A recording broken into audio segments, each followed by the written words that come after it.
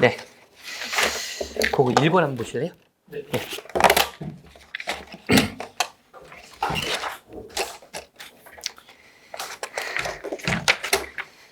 자.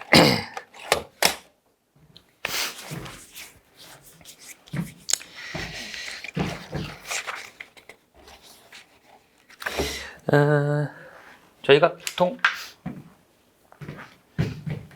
화학 평형하고요. 화학 평형하고 보통 반응 속도. 그 다음에가 보통 산염기. 한 요 정도가 조금 어렵게 내는 파트고요. 나머지는 진짜 겉핥기식으로 내는 것 같아요. 우리 쪽 시험은요. 그래서 제가 요쪽 파트가 어렵다기보다도 계산이 많이 들어갑니다. 계산이. 일단 계산이 들어가면 그 자체가 어렵거든요. 그래서 여기 파트는 조금 제가 자세히 해드리고요. 그 밖에는 딱 저희 시험의 난이도 맞게끔 제가 알려드리도록 하겠습니다. 자, 그래서 제가 책을 가져왔는데요. 제본교재에서 다 볼 필요는 없고요. 제가 지금 설명한 점 위주로 그렇게 보시면 될 것 같고요.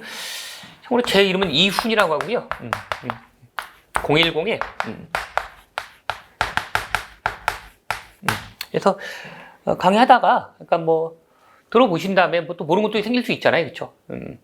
아니면 뭐 선생님 뭐 59에 뭐 6번 예를 들면 기출 문제가 뭐 풀이도 보니까 좀 이해가 안 되는데 뭐 좀 알려줄 수 있냐부터 해가지고 기타 등등등 뭐 또 뭐 변리사 전반에 대해서 뭐 궁금한 게 계시면은 그렇죠.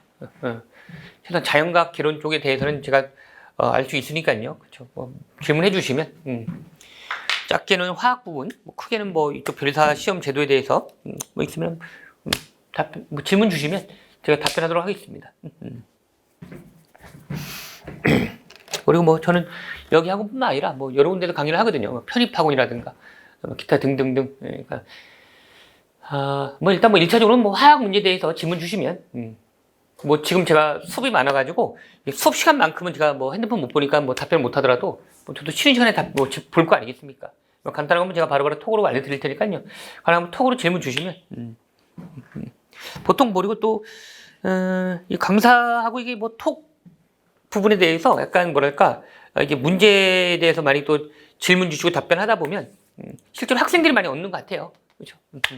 그래서 만약에 내가 지금 화학 쪽에 좀 좀 포커스를 맞춰 공부하고 있다. 그럼 그럴수록 더 그렇죠? 뭐 질문 주시고 자 한번 볼게요. 네, 9페이지 넘기셔도 될 것 같고요. 11페이지 한번 보실래요? 11페이지 보시면 이제 그림 1.1 있죠? 그걸 한번 봐야 될 그림입니다.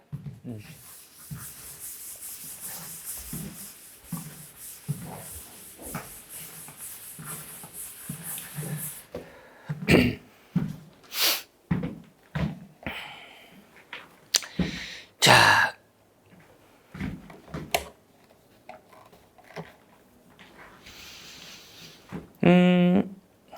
한번 볼까요? 물질이 있으면, 전체가 균이라냐. 제가 근데 옆에다 따라 하나 더 그려보실래요? 이게 좀 복잡해 놨는데요. 제가 좀 더 간단하게 한번 그려볼게요. 자, 이 물질이 있죠. 사실 둘로 나뉩니다, 일단은. 그렇죠. 순물질하고요. 그 다음에 혼합물로 나뉩니다.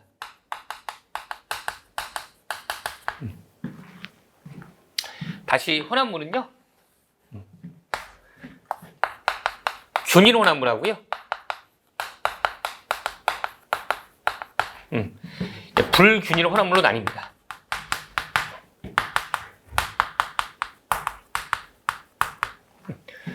순물질은요. 원소하고요. 네, 화합물로 나뉩니다.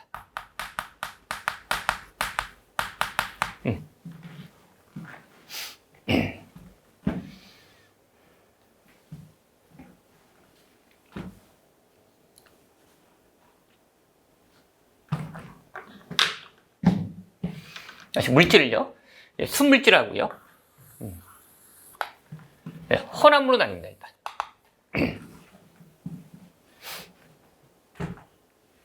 이 말 그대로 여러분들 여기 순물질하고 혼합물로 나눈 기준 뭘 것 같아요? 순물질 써 있잖아요. 순, 그렇죠? 순. 그러니까 한 가지 물질로만 되어 있냐 이런 느낌입니다. 한 가지 물질로만 되어 있으면 순물질이고요. 뭐 두 가지 이상의 물질이 섞여 있는 느낌이다. 혼합됐다고 하잖아요. 혼합물입니다. 예를 들면 다시 순물질은요. 원소랑 함으로 나뉘는데 제가 여기다 써볼게요. 여기다가 순물질과 혼합물을 나누는 기준. 한 가지 물질로 되어 있냐? 한 가지 물질로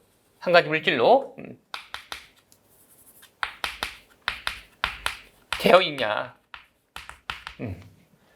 예스다. 예스. 순물질이고요. 그렇지 않다. 혼합물입니다. 이런 건 지금같이 익혀두세요, 여러분들.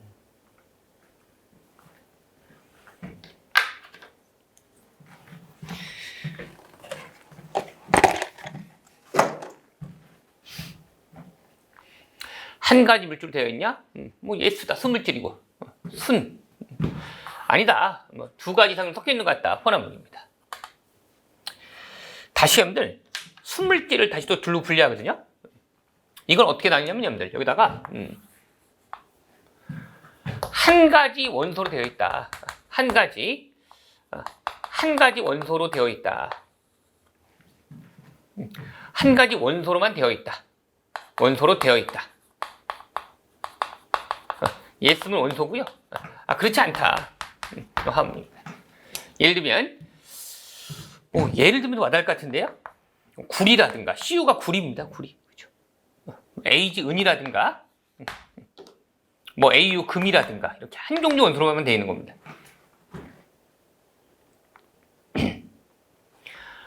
한 가지 원소로 되어 있냐? 그럼 예스는 원소고요. 아니다. 두 가지 이상의 원소로 되어 있는 것 같다. 예를 들면 물 같은 경우에. 그렇죠? 물에는 수소하고 산소로 구성되어 있잖아요. 그렇죠? 뭐 NaCl이라든가 나트륨하고 염소 두 가지 원소가 나왔잖아요. 그렇죠? 이런 게 화합물입니다.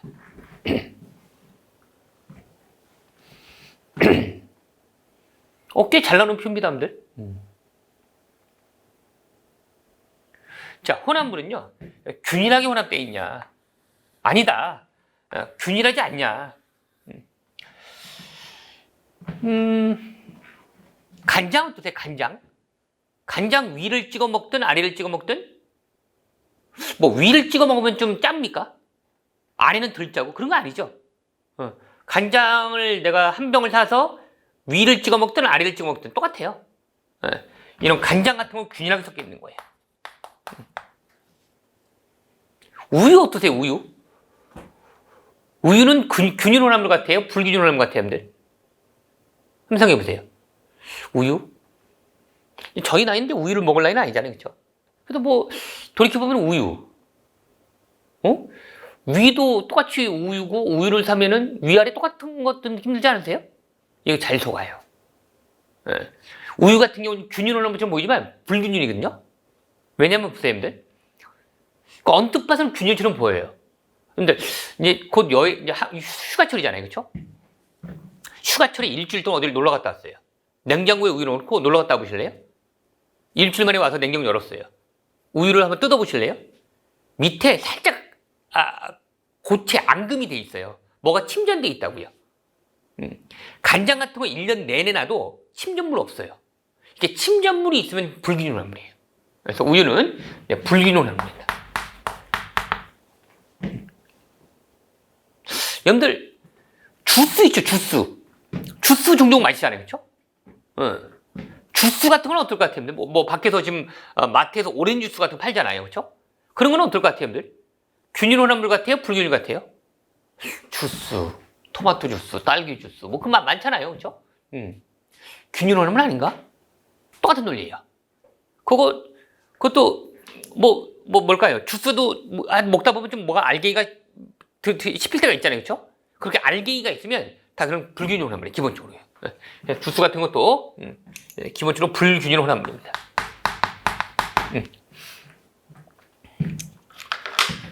자, 이거 다시 한번 반복할게요.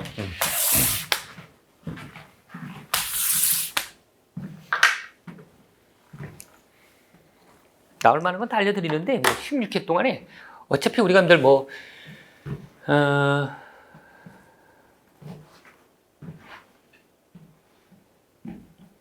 지금은 이 학원이 없어졌는데 제가 35회 때부터 이쪽 학원에서 가르쳤거든요. 그때는 아이피넷이라고 있었는데 지금은 아이피넷이 없습니다. 한빛은 있죠. 아이피넷하고 한빛이 이제 처음에 이제 초기 학원인데 거기서 제가 아마 35회 때부터 한번 했을 것 같아요.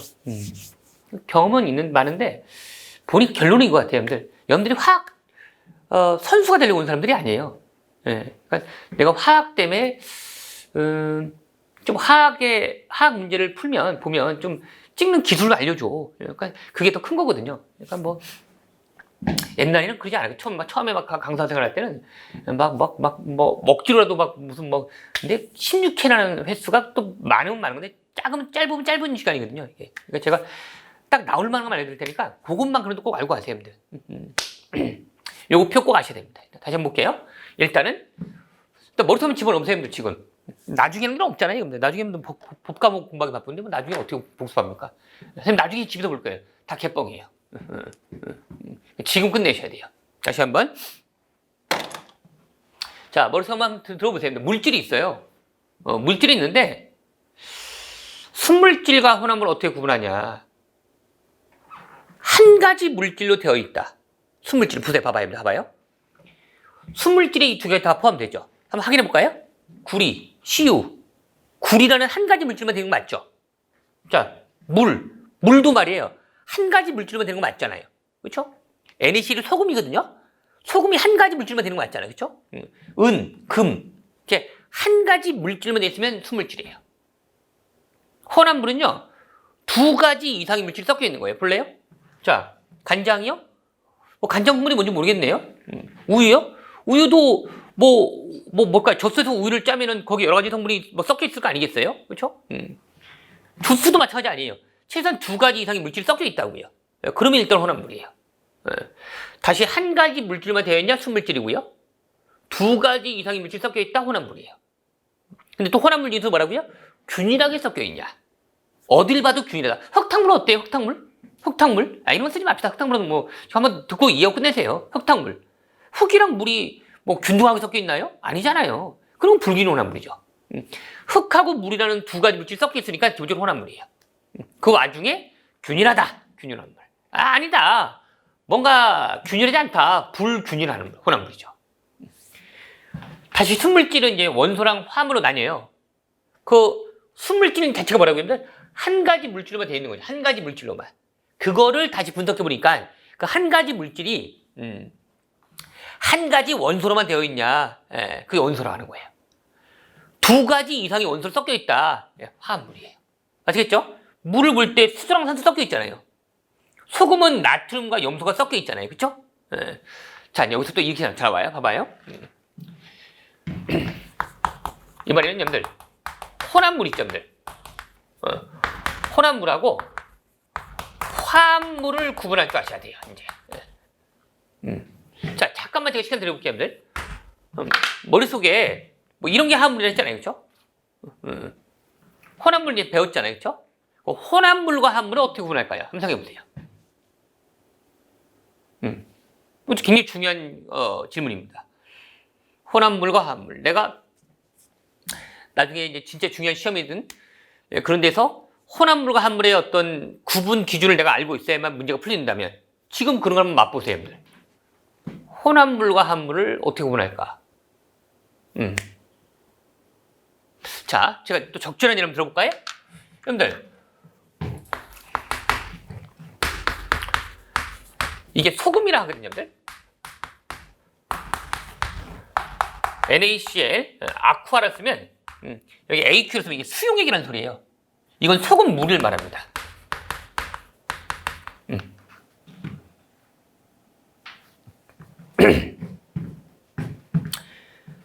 소금하고 소금물은 어떤 차이가 있을 것 같아요? 자, 소금은요. 소금은 화합물이에요. 자, 이렇게 쓸게요. 그냥 한글로 쓸게요. 그냥 소금물로 쓸게요. 여러분들. 소금물은 혼합물입니다. 놀랍지 않으세요? 소금은 화합물인데 소금물은 혼합물이라는 거야. 자, 이걸 한번 이해해 보세요, 여러분들.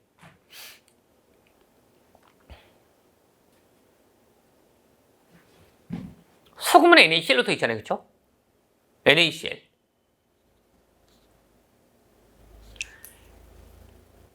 NA하고요, 나트륨하고 염소가 1대1로 만나고 있는 거예요. 화합물은 여러분들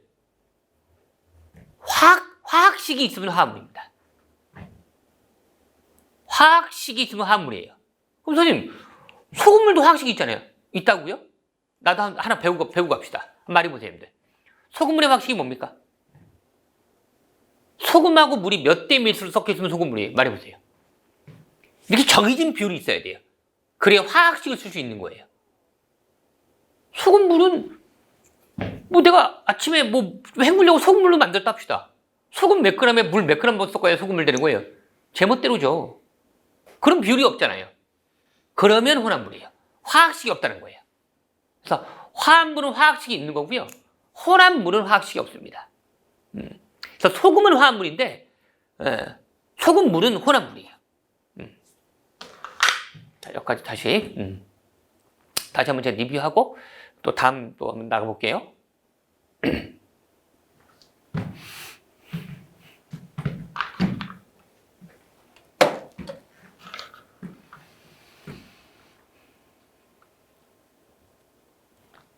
자, 물질은요,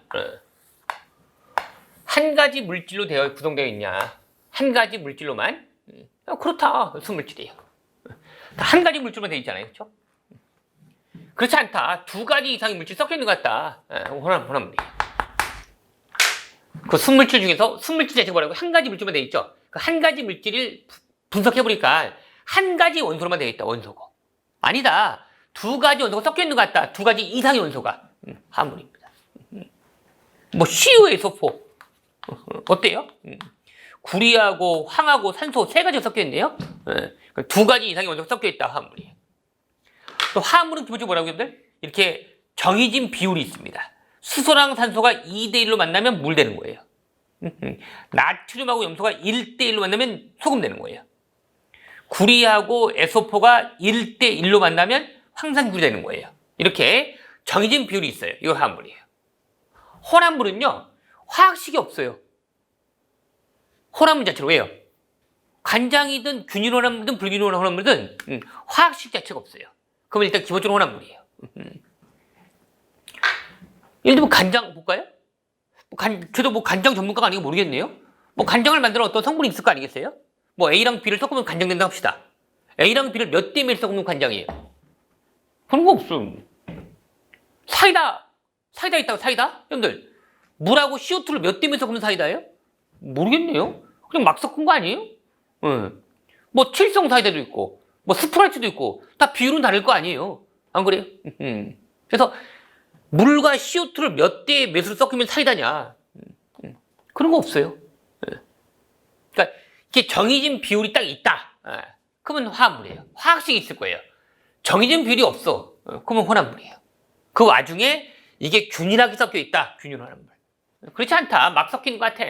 알갱이도 씹히고 이러면 그냥 불균일 혼합물이에요. 다시 한번. 혼합물과 화합물의 차이는 뭐냐? 혼합물은 화학식이 없다. 왜? 정해진 비율이 없으니까. 흙탕물. 흙이랑 물을 몇 대 몇 섞으면 흙탕물이에요. 그런 거 없잖아. 소금물도 마찬가지고요. 화합물은 정해진 비율이 있는 거예요. 그렇기 때문에 화학식이 존재합니다. 그래서 소금은 화합물인데 소금물은 혼합물이에요. 네, 그렇게 보시면 될 것 같고요. 꼭 좀 알아두세요. 자, 그 다음에 넘겨볼까요?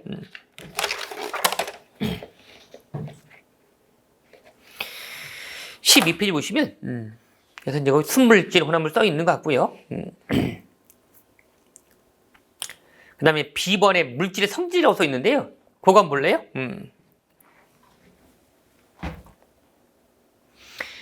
자, 화학적 성질이 있고요. 물리적 성질이 있습니다. 1, 2번 한번 먼저 묶어볼래요? 1, 2번을 묶으시고요. 3, 4번을 묶어서 설명할 거거든요. 그러니까 화학적 성질과 물리적 성질을 구분할 줄 아셔야 되고요. 3, 4번 묶어보실래요? 세기적 성질하고 크기적 성질을 묶을 줄 아셔야 돼요. 구분할 줄 아셔야 돼요. 자, 한번 해볼게요.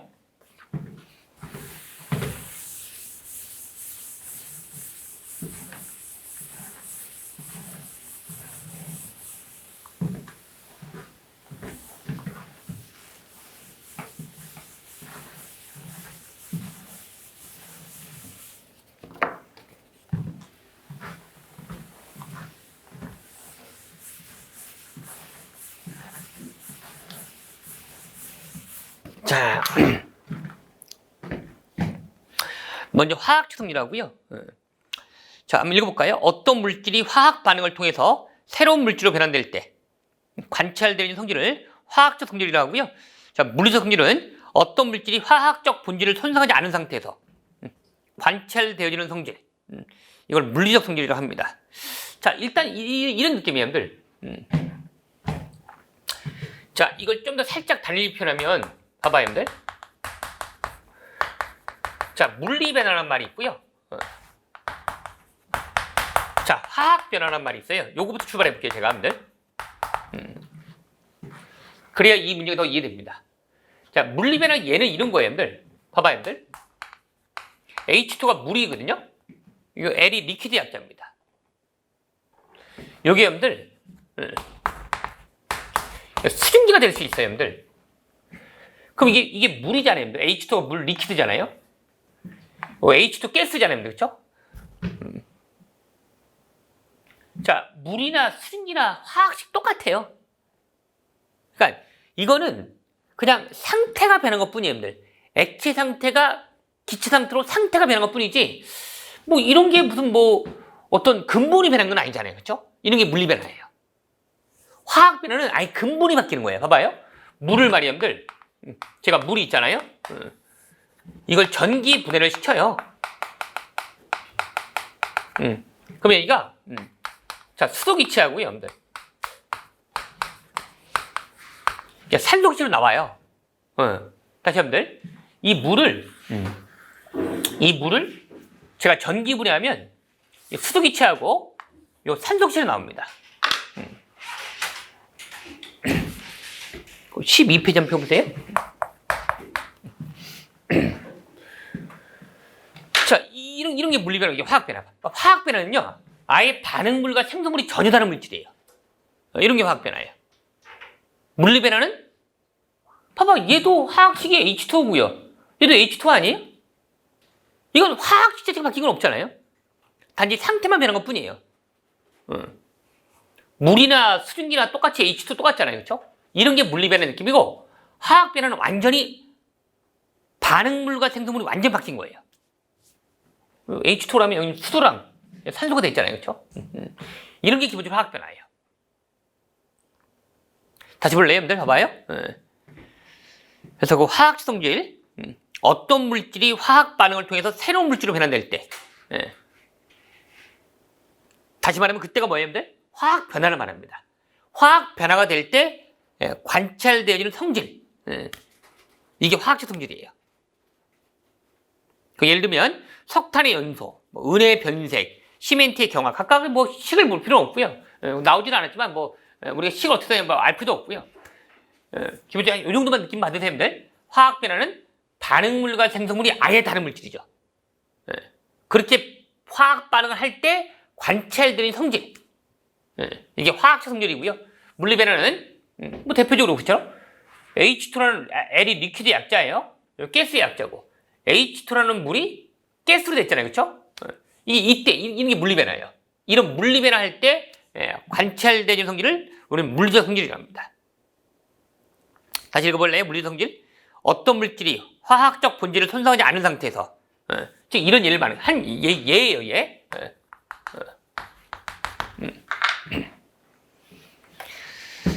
그래서 그 예를 보니까 뭐 온도, 뭐 색, 끓는 점, 냄새, 용해도, 밀도, 이런 전기 전도도, 지금 이건 지금 뭘 관찰할 수 있어? 우리가 물을 가스로 갈 때 우리가 뭘 관찰할 수 있어요? 이때 끓는 점을 관찰할 수 있습니다. 그래서 물이 수증기로 될 때 그때 온도를 측정하면 그 물의 끓는 점을 관찰할 수 있거든요. 이처럼 물리적 변화일 때 물리적 변화에서 관찰되는 성질을 우리는 물리적 성질. 화학적 성질은 뭐라고요? 이런 화학 반응을 할 때, 화학 반응을 해야만 관찰되는 성질을 우리는 화학적 성질이라 한다. 그 다음에 이제 이 1, 2번보다도요, 시험은 훨씬 잘 나오는 게 3, 4번입니다. 3, 4번은 별표는 치실래요, 여러분들? 묶으셔가지고.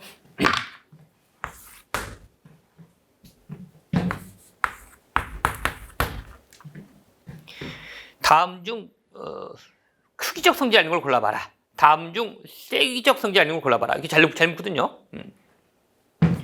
자, 세기적 성질이 있고요. 크기적 성질이 있습니다. 한번 들어보세요. 거기 보면 거기다 비춰볼래요, 여러분들? 세기적 성질은요, 부분적 성질의 크기하고 전체적 성질의 크기가 같다. 이런 경향을 보이면 이게 세기적 성질입니다. 크기적 성질은요, 부분하고 전체가 뭔가 같지가 않아. 이런 성격이 보이면 그게 크기적 성질입니다. 예를 들면 볼게요, 여러분들.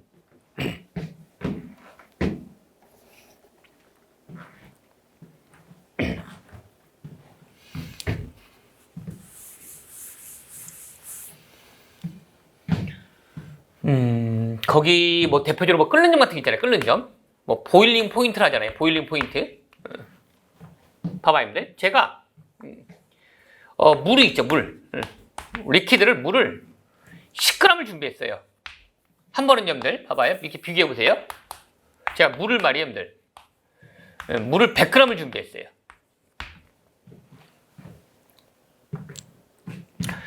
물을 10g을 준비하든 물을 100g을 준비하든 물의 끓는 점 어떨 것 같아요, 여러분들? 보통 우리 상식으로 알고 있잖아요. 물의 끓는 점 100도잖아요. 그렇죠? 물 10g이면 100도인데 물 100g이면 1000도입니까? 끓는 점이? 아니에요. 10g을 준비하든 100g을 준비하든 물의 끓는 점은 똑같이 100도예요. 단지 뭐가 다 차이가 좀 있을까요? 100g을 끓이려면 좀 시간이 많이 걸릴 뿐이죠. 끓는 점은 똑같아요. 그러니까 딱 이런 기억하세요, 여러분들. 부분 10g, 전체 100g. 부분도 끓는 점은 100도고요. 전체도 끓는 점은 100도인 거예요. 그래서 부분이나 전체가 똑같아요. 자, 이런 성격을 띠는 게 바로 세기적 성질이에요. 다시 한번. 제가 보일링 포인트를 측정해 본 거예요. 물 10g을 준비해 봤거든요. 물 100g 준비해 본 거예요. 물 10g도 끓는 점은 100도고요. 물 100g도 끓는 점은 100도입니다. 10g을 부분이라 보실래요?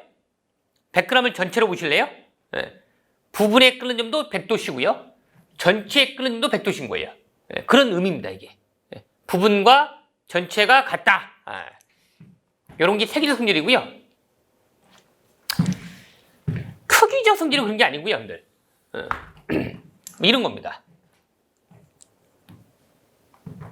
거기 보는 것처럼 부분하고 전체가 같지 않다는 거예요. 뭐 대표적인 게 뭐가 있을까요? 봐봐요, 여러분들. 제가 물을 말이에요, 여러분들. 물을 제가 이만큼을 준비했어요. H2를 이만큼 준비했고요. 제가 물을 이번엔 2덩어리를 준비했다 합시다. 만약에 예를 들면 물이라 합시다. 물 덩어리인데요. 자, 제가 만약에 이 한 덩어리가 한 10g이라 할까요? 그럼 2덩어리니까 몇 g이에요? 전체는 20g이죠. 자, 한 덩어리일 때는 부분이랑 잡고요. 2덩어리를 전체로 잡아볼래요? 한 덩어리 질량은 10g이죠. 예, 부분이라 하고 2덩어리를 전체로 할래요? 질량이 어때요? 같지 않죠? 부분과 전체가 질량이 같지 않죠? 아까 뭐라고요?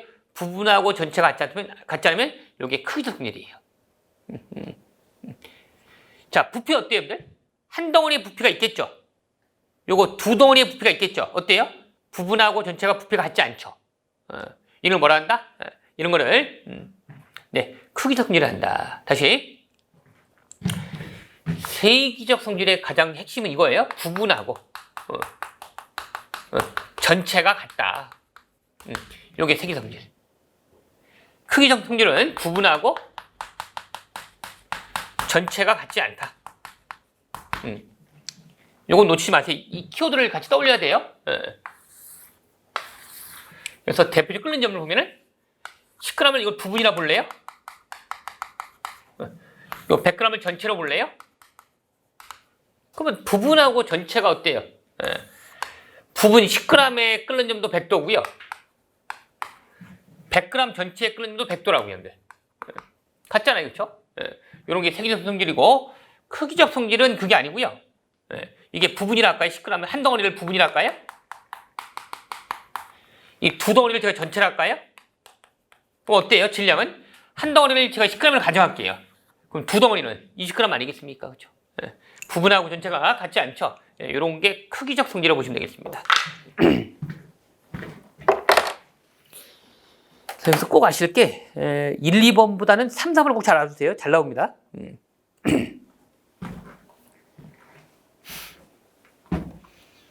뭐 다시 얘가 뭐뭐 나왔네? 세기적 성질이 얘가 뭐뭐 나왔네? 온도요? 뭐 이런 거잖아요, 여러분들. 지금 에어컨을 킨 지 얼마 안 된 것 같은데요. 뭐 에어컨을 한참 지났다 합시다, 여러분들.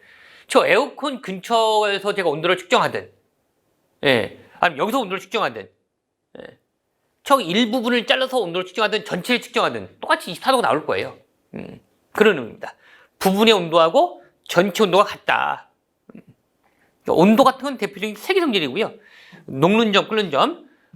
내가 얼음을 10g 준비했어요. 내가 얼음을 100g 준비했어요. 얼음 10g도 100g도요. 얼음 10g도 0도에서 녹는 거고요. 얼음 100g도 0도에서 녹습니다.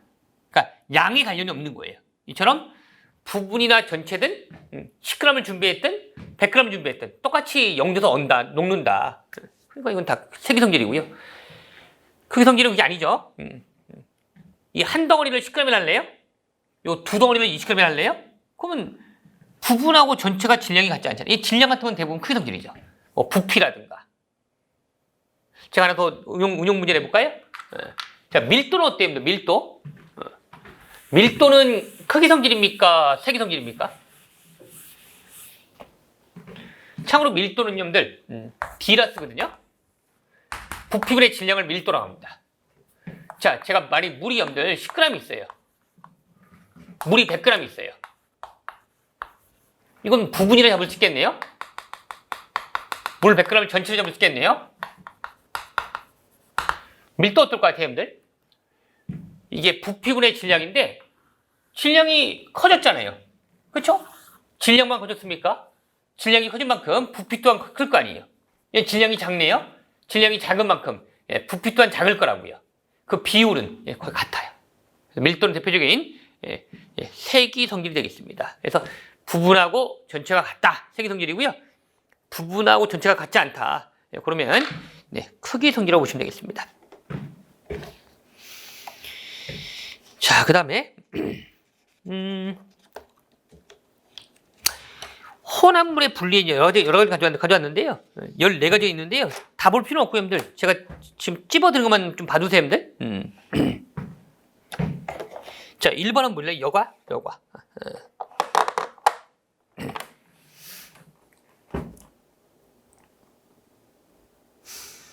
자, 여과, 거름이라고도 하는데요.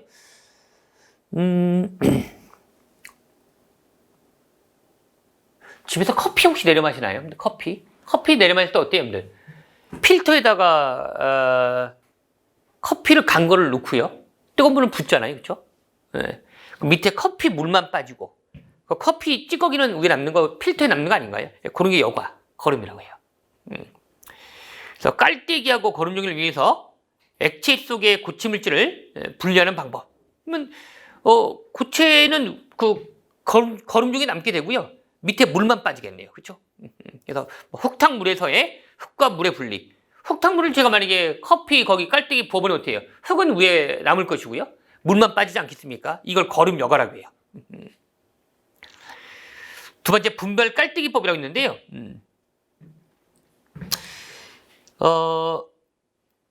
섞이지 않는 두 액체 혼합물을 분리하는 방법이다. 자, 보세요. 이런 겁니다.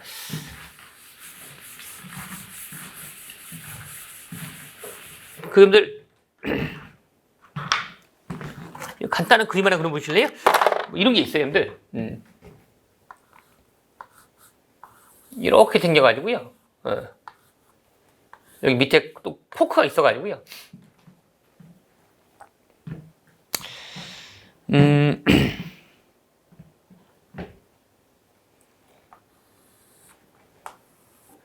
여기를 말이에요. 여기 사염화탄소라고 있거든요. 사염화탄소. 화학식부터 CCl4라고 적어요. CCl4라고 적거든요. 여기 물을 적어요. 물을 놓고요. 네, 물의 화학식은 H2O입니다. 참고로 물하고 염들, 네, 물이 H2O거든요. 요 사염화탄소 CCl4라는 물질이 있어요. 둘은 안 섞여요. 둘은 안 섞이는데 요 CCl4가 좀 무거워가지고 아래 깔려요. 물은 위에 뜨고요. 그러면 이걸 가지고 둘이 층이 돼 있거든요. 안 섞이니까 이게 층이 돼 있거든요. 그럼 제가 이 콕을 잘 열어버리면 사염화탄소만 빼낼 수 있겠죠, 그렇죠? 나중에 요것만 이제 딱 여기 다 내려오면 제가 콕을 잠궈버리면 되는 거잖아요, 그렇죠? 이걸 분별 깔때기라고 해요.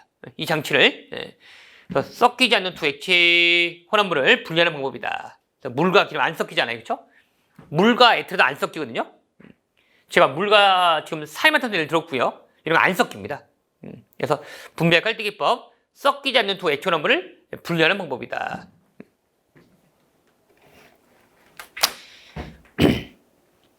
추출이라고 해가지고요. 추출. 혼합물 속에 어떤 한 물질만을 녹이는 용매를 써서 분리하는 방법이다.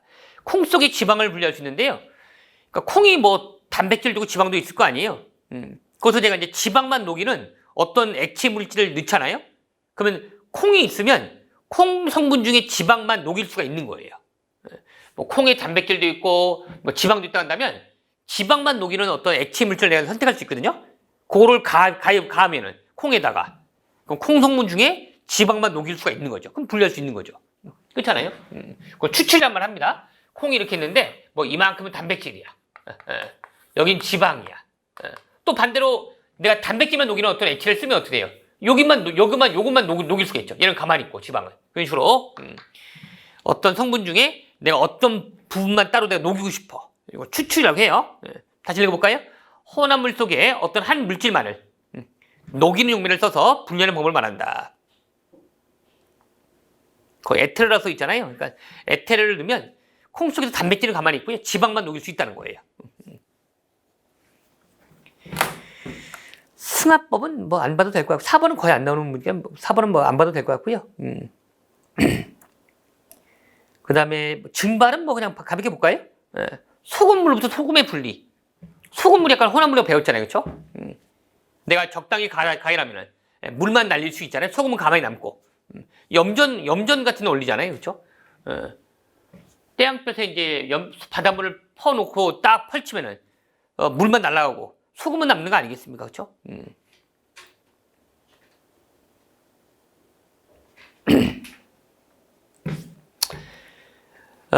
그 다음에 6번은 안 봐도 될 것 같고요. 4번, 6번은 지워도 될 것 같고요. 7번은 한 잘 나옵니다. 7번. 분별 증류를 해가지고요. 그 물과 에탄올의 분리. 물에 끓여주면 100도거든요, 여러분들. 에탄올이 한 78도나 알려져 있거든요. 뭐 물과 에탄올 섞여 있는 게 뭐 소주예요, 소주. 소주를 부어서 여러분들 적당한 가열을 하잖아요. 그럼 제가 만약에 끓는 온도를 한 90대 맞춰볼래요? 그럼 물은 끓어야 안 끓어요? 물은 안 끓겠죠. 물은 100도에서 끓는 거니까. 에탄올만 끓어서 나갈 수가 있는 거예요. 그래서 물하고 에탄올이 섞여 있는데 내가 에탄올이 한 78도로 끓는 게 나왔잖아요. 그렇죠? 물은 100도고. 그럼 한 90도에 맞춰놓으면 에탄올만 다 끓어 날아가고요. 물만 남을 수가 있는 거예요. 이런 식으로 이걸 분별 증류한다. 그래서 읽어볼까요? 액체 혼합물의 끓는 점차를 이용해서 끓는 점에 따라서 증류되어 나오는 물질이 차례로 분리되는 방법이다. 뭐 이 경우는 한 90도 맞춰놓으면 물은 안 끓고 가만히 있고요. 에탄올만 끓어서 날릴 수가 있죠. 이걸 분별 증류를 한다.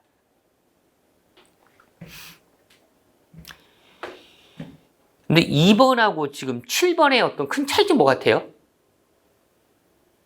2번은 분별 깔때기법이었는데요.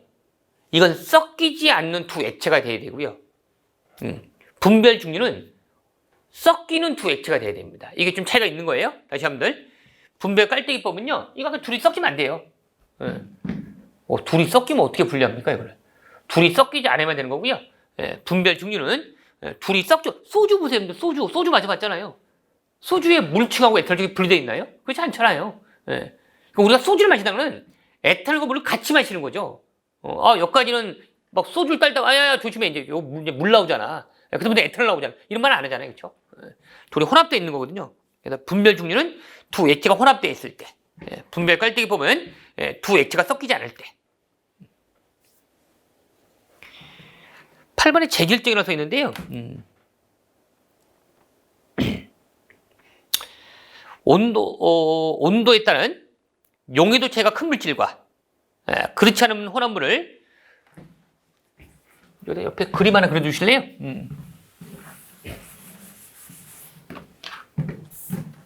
자, 이런 게 있습니다. 이쪽이 X축이 온도고요. Y축이 용해도라고 해요. 용해도. 용해도는 정도를 말하는데요. 보통 이제 제가 이렇게 한번 그려볼게요. 여러분들. 하나는 그래프가 만약에 이렇고요. 하나는 제가 이렇다고 할게요. 그래프가. 이게 A라는 어떤 물질이고요. 이게 B라는 물질의 용해도로 할게요. A는 어떻습니까, 여러분들? A는 온도를 높여주면 용해도가 엄청 증가하고 있는 거예요. 더 잘 녹는다는 소리입니다. B는 어때요? 상대적으로. 얘도 살짝 증가하지만 A에 비해서는 낮은 온도든 높은 온도든 별 차이가 없네요. 그렇죠? 그럼 제가 여러분들 여기 물에다가 A라는 물질하고요. B라는 물질을 넣어놓고 다 녹였어요.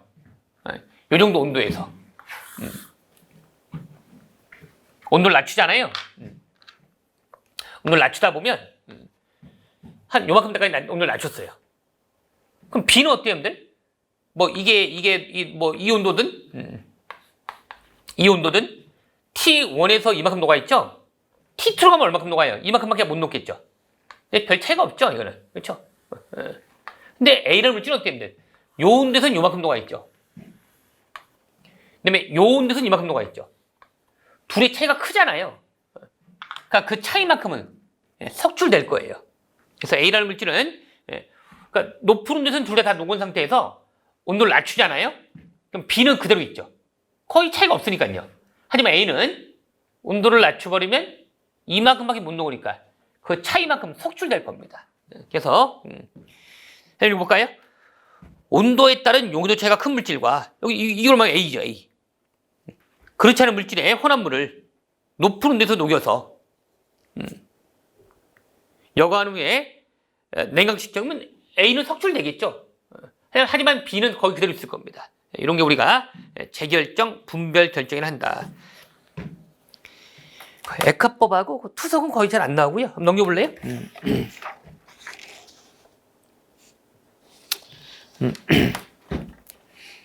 그다음에 14번 한번 보실래요, 여러분들?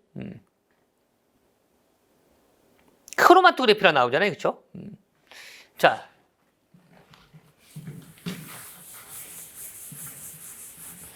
이런 거예요. 종이를 하나 놓고요. 물에 담궈놨어요. 이거를 뭐 제가 이동상 용매라 할게요.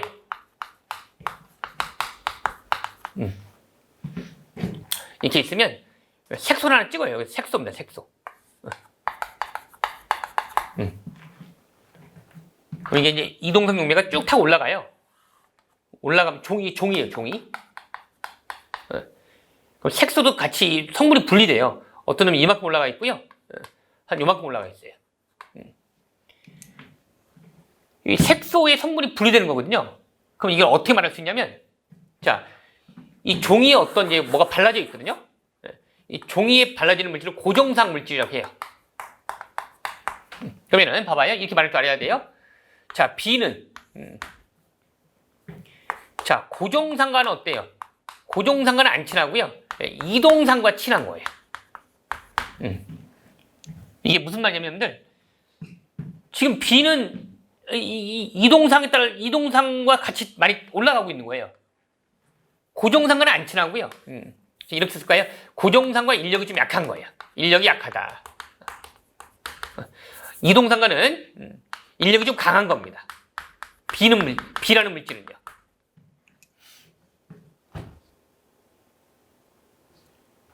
여기 종이에 고정상이 발라져 있다고요. 종이에. 그러니까 B는 여기 지금 이동상이 쭉 타고 올라갈 거 아니겠어요? 그럼 B는 같이 잘 타고 올라갔잖아요. 그러니까 이동상과 친하다는 거예요. B라는 물질은. 고정상과는 안 친하고요. 그럼 A를 말해볼래? A는 어때요? 상대적으로 여러분들? 거의 많이 안 올라갔죠. 그럼 이 말은 뭐예요? 이동상과는 안 친한 거예요. 많이 올라가지 않았으니까 고정상과는 친한 거예요. 얘는 고정상과는 인력이 좋은 거고요. 인력이 강한 거고요. 이동상과는 별로 안 친하다. 인력이 약하다. 그래서 색소의 성분을 분석할 때 이 색소의 성분마다 상대적으로 말해요, 여러분들. 어떤 물질은 이동상과 친할 수도 있고요. 그 성분 중에 어떤 물질은 고정상과 친할 수 있는 거예요. 그에 따라서 이 전개 속도가 다른 거예요. 그 논리를 위해서 분류하는 게 크로마토그래피입니다.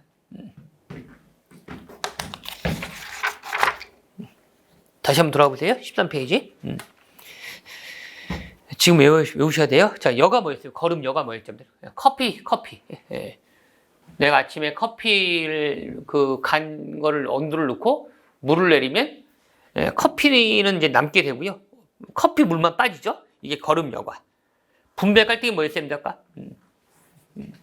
아까 물하고 산화탄소 같은 경우에 두 액체가 섞여 있지 않은 액체를, 그렇죠? 정확히 말하면 무슨 차이를 이용하는 거죠? 밀도 차이예요. 밀도가 무거운 건 아래로 가라앉아 있을 테고요. 밀도가 가벼운 위에 떠 있을 거 아니에요. 둘이 층이 분리되어 있고, 그럼 내가 밑에 코크를 잘 열면은 밀도가 큰 놈만 다 빼낼 수 있잖아요. 그렇죠? 추출은 뭐였죠? 콩에서 콩이 뭐 단백질과 지방을만 있다 해보세요. 근데 지방만 녹이는 어떤 액체를 넣을 수가 있는 거고요. 혹은 뭐 단백질만 녹이는 어떤 액체를 넣을 수 있잖아요. 그런만 내가 추출한다 이렇게 말하는 거거든요. 그 다음에 분별 증류 뭐였죠? 소주. 섞이는 두 액체. 소주가 물과 에탄올 되어 있잖아요. 그렇죠? 그러면 두 액체가 끓는 점이 달라요. 그러면 만약에 그 밑에 에탄올은 한 80도야. 끓는 점이. 물은 100도야. 한 90도 정도의 온도를 맞추면 어때요? 물은 안 끓고 가만히 있을 테고요. 에탄올만 끓어 넣으면 나오고 있죠. 재결정 뭐였죠? 아까? 일단 온도를 다 이빨 높여서 다 녹여요. 그래서 용유도 차이가 있기 때문에 어떤 놈은 온도에 따른 용유도 차이가 큰 놈은 온도를 서서히 낮추다 보면은 석출되는 거고요. 아까 온도에 따른 용유도 차이가 크지 않는 B라는 물질은 그냥 가만히 있겠죠, 거의. 그럼 둘을 분리할 수 있다. 이런 말입니다. 마지막으로 크로마토그래피. 한마디로 뭐다 함들. 색소 성분의 각각에 대해서 이동상과 고정상 간의 어떤 인력 차이가 있을 수 있단 말이에요.